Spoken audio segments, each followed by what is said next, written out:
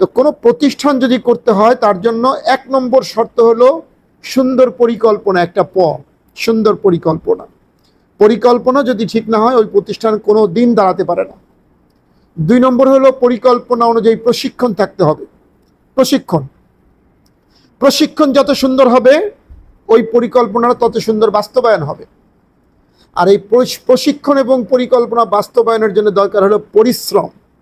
আমি 3টা প কিন্তু বলে ফেলেছি ইতিমধ্যে। 1 নম্বর পরিকল্পনা, 2 নম্বর হলো প্রশিক্ষণ, 3 নম্বর হলো পরিশ্রম। এই 3টা প যখন সমন্বয় হয়ে যাবে, সাকসেস হয়ে যাবে, দেন পুঁজি। দুর্ভাগ্য হলো এখানে যে আমরা বাঙালিরা আগে বলি টাকা, আগে বলি পুঁজি, যে জন্য আমরা কেউ সাকসেস হইতে পারি না। ছেলেকে বলবেন বাবা টাকা দেয় নাই তাই দাঁড়াইতে পারি নাই, জামাইকে বলবেন শ্বশুর টাকা দেয় নাই তাই দাঁড়াইতে পারি নাই।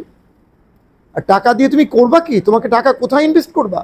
তোমার কি পরিকল্পনা আছে? তোমার কি পরিশ্রমের যোগ্যতা আছে? তোমার কি প্রশিক্ষণ আছে? কিছুই তো নাই।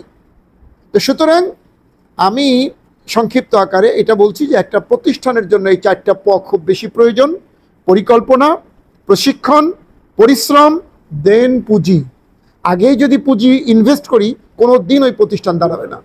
সুতরাং আমরা আজকে যারা এখানে একত্রিত হয়েছি, আসুন আমরা একটা সুন্দর পরিকল্পনার দিকে অগ্রসর হই। আসুন আমরা সেই অনুযায়ী পরিশ্রম করার জন্য ব্রত হই।